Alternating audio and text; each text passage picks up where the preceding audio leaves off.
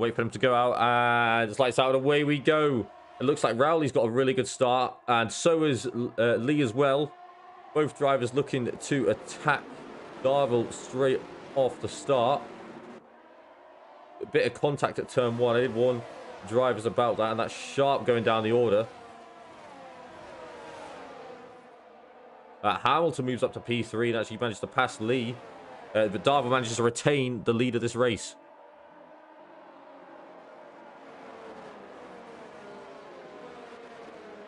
Beck and Lee having a bit of battle. So Lee's absolutely fallen back through the pack at the start here.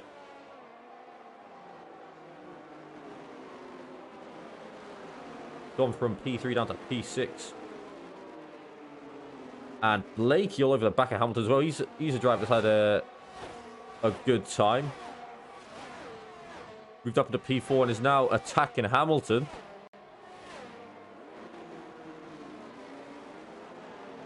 Gives him enough room. They went side by side through turn 12.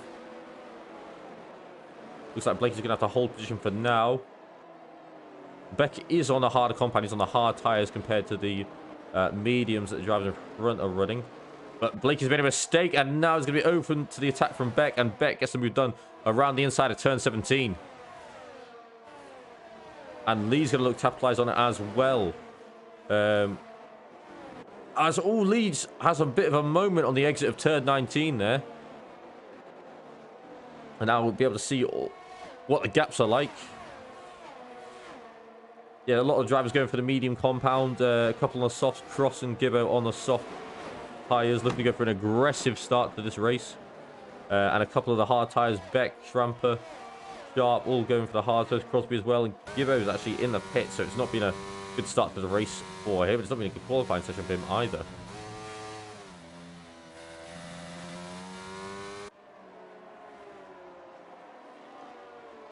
He's like the top 7 have sort of broken away, created a little bit of a gap to Schramper behind, who's got more all over the back of him. More. All of these drivers, well, a majority of these drivers are all using wheel and pedals. A majority of them probably just in their office chairs. A couple of them will have sim rigs.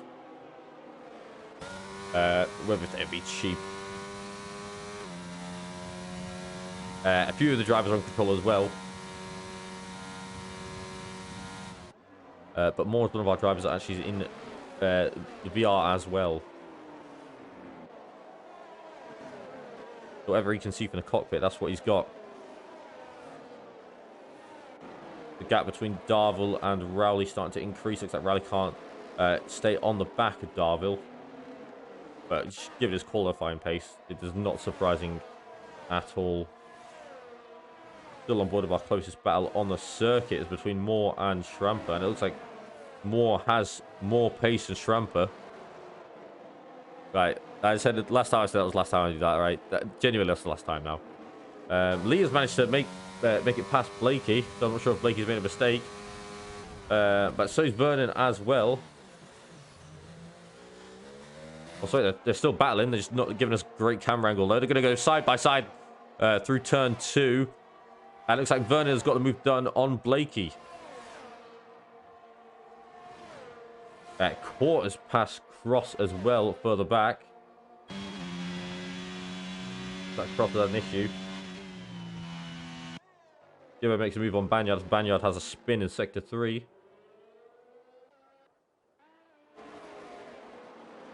Back on board with Leon Man and P5. He's now approaching the back of Beck. Lee looking to get the Intelligence Corps' first podium. They haven't had one this season or last. It looked like they were going to get one in the first race of the season. Now it's Moore and Schramper having a battle. And I think Moore, with the DRS, has finally got the move done on Schramper. Has been stuck behind him for a couple of laps. But Moore up to P8, Schramper P9. And further back, it's Corey and Hill having a battle. The other Medball driver going at it. And it looks like Hill is either got past or he's held on to that position. I said he's gone wide at turn 15. Gone so far wide that he's let Corey past. And it looks like he's going to let Sharp past as well. Until I saw Sharp spinning in the background there. So Hill's managed to hold that position. Not sure what went on there. That remains to be seen.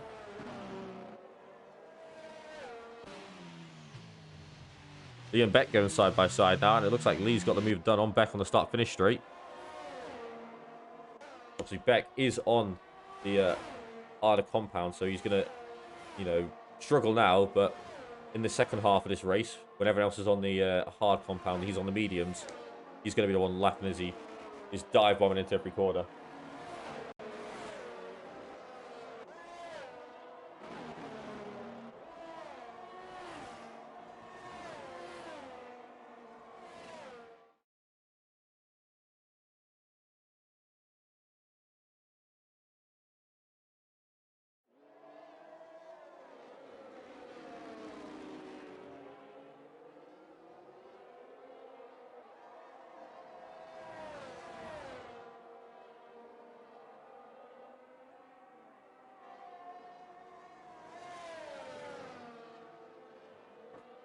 And Vernon's actually managed to up in the P7 ahead of Moore. He obviously has that 3-second time penalty. The more relaxing where he is.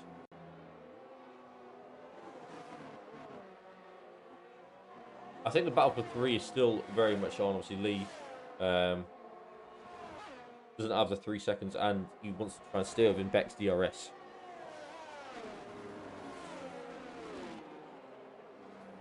Which I think he's able to do. As Hill gets a 3-second time penalty. And very, very crucially, Banyard has spun out and hit a wall.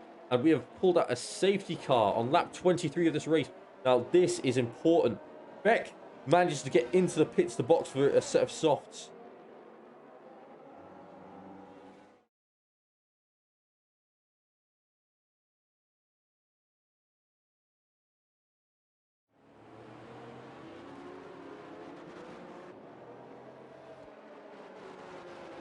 I got word in from race control. The safety car is coming in this lap.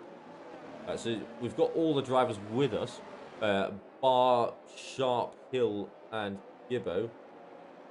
We're a bit further back. And obviously Alexander, or Crosby, and Cross have all been lapped. They're all in amongst these drivers as well. Darville is going to get us back underway. On board of Rowley, he wants to be on it, but obviously he's got to clear the Aston Martin of Alexander as well. That's when does Darville decide to go? Second last corner wouldn't be a bad shout, and yet he has gone. Has he caught Alexander slipping? Doesn't look like it. But Alexander does go wide, so immediately Rowley's going to be able to attack and get the pass done on the lapped car. But already you can see the gap between Rowley and Darville has increased to 1.1 seconds.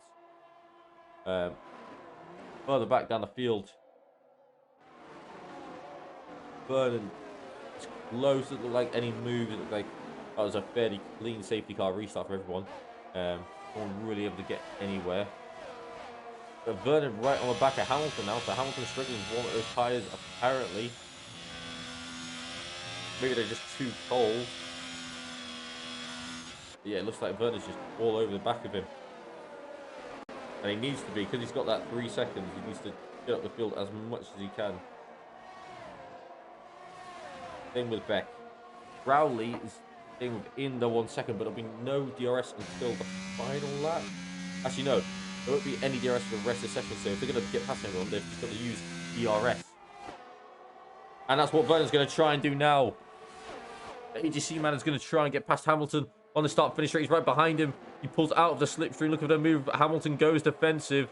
But whilst that's going on, Vernon's leaving himself open to the attack of Moore.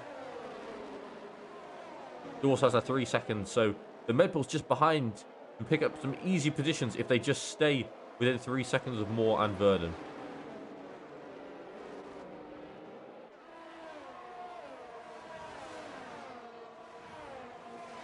Darville has increased that gap to over a second. So it looks like he's going to run away with this. As he just sets the fastest lap of the race. We're going to take a fastest lap point as well. And there's no one that can really stop him. On the final lap of this race now. That Gibbo's had a spin again. So I have that RLC, and that was, who was that? Just went spinning. Moore and Vernon were going side by side. It looked like a Williams possibly, and Moore and Vernon still going side by side, and Vernon manages to keep P7. But this is just helping out the Med Bulls. They will stay within those 3 seconds. So they're going to jump past them when the final results come in. Blakey with a 6-second penalty. He's on the back of Lee, and he's extended the gap to Hamilton a little bit, but not able to do much else. So even Red Bulls could jump Blakey as well with that 6-second time penalty. Red Bulls behind each other now.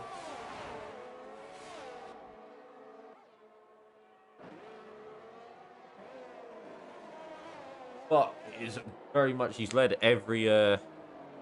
the majority of the laps in this race. No one's really looking like overtaking him past the first corner. He won in Cota, and he's going to win here in Miami in our US doubleheader. Darville takes another win for the UOTC. Riley's going to come across the line in P2. Strong result for the engineers. Beck across the line in P3, but Lee's managed to jump him, so that's Intelligence Corps' first podium of the Intercorps Championships ever. Hamilton jumps past Blakey in P5. Blakey actually manages to hold on to P6 despite the 6-second penalty. Borile manages to jump more, and Vernon Schramper not able to, so I'm not sure what went on there. Maybe Schramper got a time penalty. Looked like he did towards the end, but Darville takes the win.